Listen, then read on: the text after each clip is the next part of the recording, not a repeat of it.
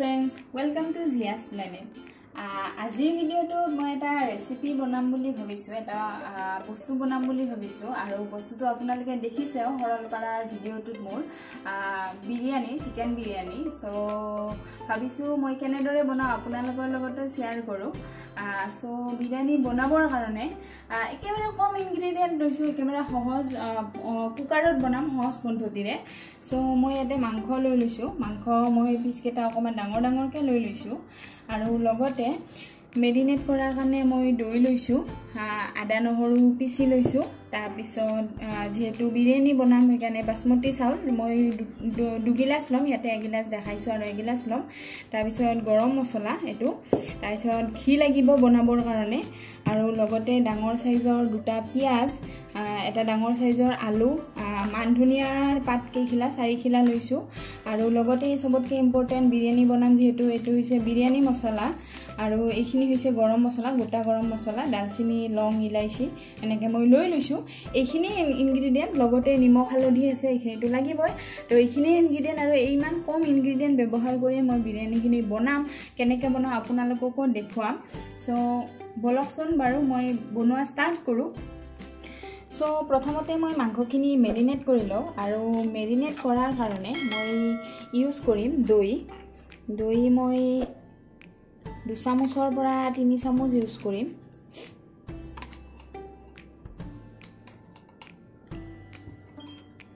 আৰু লগতে আদা নহৰুৰ পেষ্ট খিনি তাৰ পিছত গৰম মছলা মই 1 চামুচ দি দিম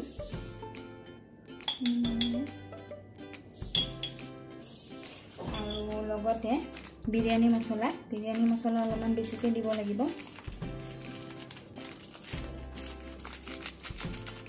2 চামুচৰ সমান দি দিছো আৰু লগতে নিমখ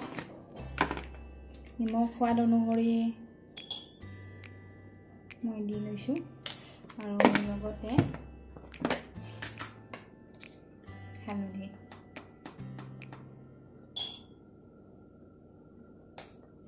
আৰু এইখিনি মই এতিয়া সানি লম ভালদৰে হাতেৰে সানি লম যাতে মছলাখিনি ইয়াতে লাগি যায় মাংসখিনি ধুনিয়া হয়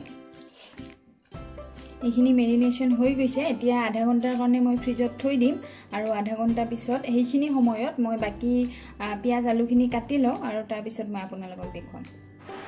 এইখিনি মই কাটি ললো পিয়াজখিনি বিৰিয়ানী ষ্টাইলত এনেকৈ কাটি লৈছো আৰু মই জলকীয়াটো ক'ব পাহৰিছিলো দুটা কেঁচা জলকীয়া লৈ লৈছো আৰু আলুখিনি এনেকৈ স্কোয়াৰকে কাটি লৈছো আৰু মান ধনিয়াখিনি কাটি লৈছো আৰু কুকাৰটো মই গৰম হ'ব দিছো তাতে মই প্ৰথমতে ঘি দিম ঘি 3 চামুচ মান দি দিম কুকাৰটো গৰম হৈছে তো মই ইয়াতে ঘি দি দিছো যেহেতু ঘিখিনি ভালকৈ মেল্ট হোৱা নাই মই 2 চামুচ গোটা ঘি দি দিছো তাতে মেল্ট হৈ যাব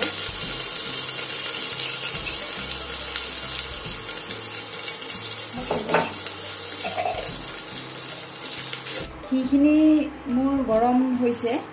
আৰু ঘিখিনি গৰম হোৱাৰ পিছত মই ইয়াতে পিয়াজখিনি দি দিম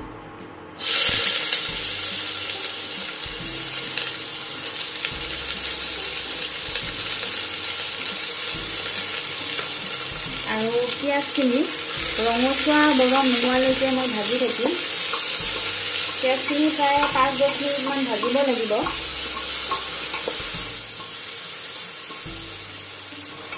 পিয়াজখিনি মই ভাজি আছো আৰু মাজতে মই যেতিয়া পাচলিখিনি কাটিছিলো মানে পিয়াজ আলুখিনি কাটিছিলো সেই একে সময়তে মই চাউলখিনি ধুই থৈছিলো চাউলখিনি ভিজাই থোৱা নাই জাস্ট থৈছো আৰু বেছি জোৰকে সানি ধোৱা নাই কাৰণ ভাঙি যাব পাৰে চাউলখিনি লাহে লাহে ধুইছো আৰু ইয়াতে থৈ দিছো আৰু মাংসখিনিও মেৰিনেশন হ'ব দিয়া প্ৰায় আধা ঘণ্টামান হ'ল গতিকে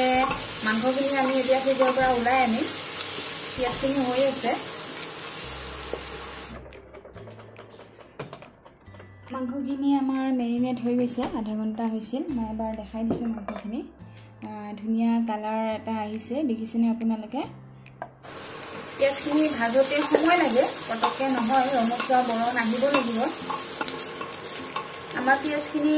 ধুনীয়া ৰঙচুৱা বৰণ এটা আহিছে দেখিছে আপোনালোকে মই কেঁচা জলকীয়া দুটা ইয়াতে দি দিছোঁ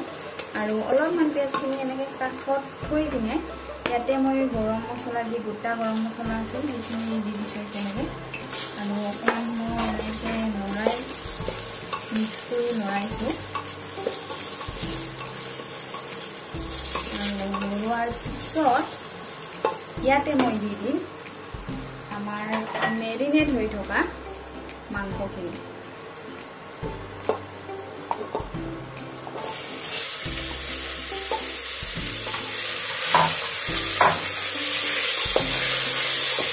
আৰু লৰাই দিম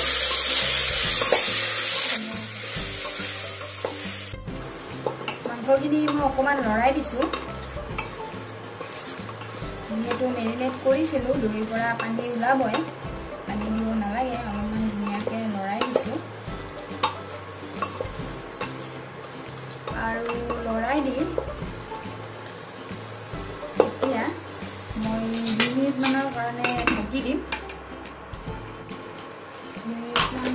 হৈ গৈছে আৰু দেখিছেনে মাংসৰ পৰা ধুনীয়াকৈ জুচি পানী এটা ওলাইছে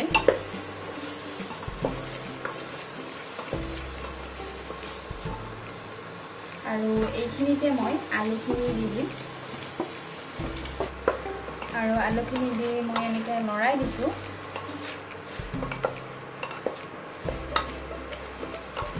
আৰু অকণমান সময়ৰ কাৰণে মই দি দিম এইখন আৰু 5 মিনিটমান পিছত ঢাকনিখন গুচালোঁ আৰু আপোনালোকে দেখিছে নিশ্চয় মাংসৰ পৰা পানী ওলাইছে আলুখিনিও মিলি গৈছে ধুনীয়াকৈ আৰু এতিয়া ইয়াত মই মানধনিয়াখিনি দি দিম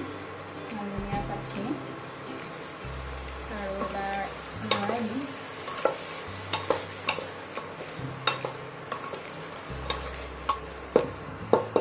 আমাৰ প্ৰায় হৈয়ে গ'ল আৰু এতিয়া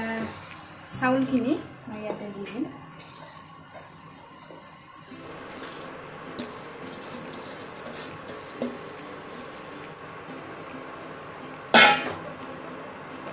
এতিয়া মই চাউলখিনি দি বেছি নলৰাওঁ কাৰণ চাউলখিনি ভাঙি যাব এবাৰ লৰাই দিছোঁ আৰু পানী দি দিম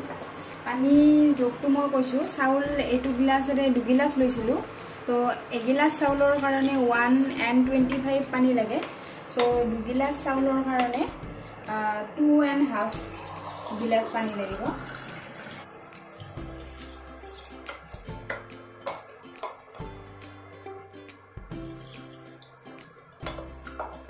চ' পানীখিনি দি দিলোঁ এবাৰ লৰাই দিছোঁ বেছি সময় নলৰাওঁ আৰু ইয়াতে নিমখ অকণমান দিম মেৰিনেট কৰোঁতে দিছিলোঁৱে গতিকে বেছি নিদিওঁ অকণমান দিছোঁ সোৱাদ অনুযায়ী আৰু লগতে ঘি আৰু অকণমান দি দিম আধা চামুচমান আৰু দি এবাৰ এনেকৈ লৰাই দিছোঁ আৰু দি কুকাৰৰ ঢাকনিখন মাৰি দিছোঁ আৰু গেছটো মই হাই ফ্লেমত দি দিছোঁ এটা চিটি বাজিলে হৈ যাব এটা চিটি আহিল আৰু মই এতিয়া অফ কৰি দিছোঁ আৰু যেতিয়া ভাপ যাব আপোনালোকক দেখুৱাম কেনেকুৱা হৈছে আৰু এতিয়া কি হয় নাজানো আজি 3rd টাইম বনাইছোঁ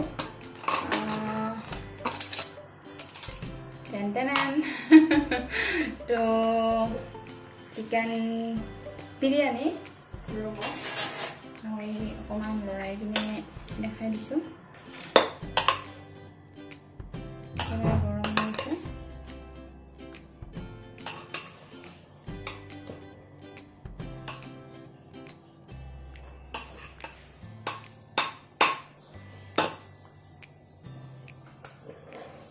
দেখিছেনে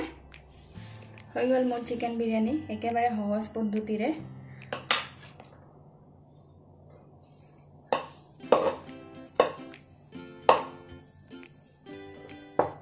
খুব কম সময়ত আৰু কম ইনগ্ৰেডিয়েণ্ট ব্যৱহাৰ কৰি বনাইছোঁ বিৰিয়ানীটো। খাব বহুত ভাল লাগে। আগতে আমি দুবাৰ এনেকৈ বনাই খাইছোঁ। আপোনালোকে যদি এতিয়ালৈকে এনেকৈ বনাই খোৱা নাই তেতিয়াহ'লে এবাৰ খাই চাবচোন আৰু খাই চাই কেনেকুৱা লাগে মোক জনাব। আৰু এতিয়া আমিও খাওঁ। এওঁ ডিউটিৰ পৰা আহি পালে, চ' আমি একেলগে খাওঁ। আৰু ভাইটিও আছে, তো তেওঁলোক দুজনকে সুধোঁ কেনেকুৱা হৈছে, আৰু আপোনালোকেও চাওকচোন তেওঁলোকে কি কয়। আৰু আমি এতিয়া খাম বিৰিয়ানীৰ লগত আছে কচুৰ চাটনি, আৰু দুপৰীয়াৰ চিকেন কাৰী আছিলে। চিকেন কাৰী অকণমান আছে, লগতে চালাড বনাইছোঁ। কেনেকুৱা লাগিছে? সঁচাকৈ কোৱা। ভাইটি আছে, ভাইটি কেনেকুৱা লাগিছে? তো আমি খাম আৰু এতিয়া। তো আশা কৰিছোঁ আপোনালোকে ভিডিঅ'টো চাই ভাল পাইছে যদি লাইক আৰু শ্বেয়াৰ কৰি দিব। লগতে চেনেলটো যদি এতিয়ালৈকে ছাবস্ক্ৰাইব কৰা নাই তেতিয়াহ'লে ছাবস্ক্ৰাইব কৰি দিব, আৰু কাষত থকা বেল আইকনটো ক্লিক কৰি দিব। আৰু এনেদৰে যদি কিবা ভিডিঅ' বনাওঁ, খোৱা মেলাৰ ভিডিঅ' নতুন তেতিয়াহ'লে মই আপোনালোকক দেখাই দিম।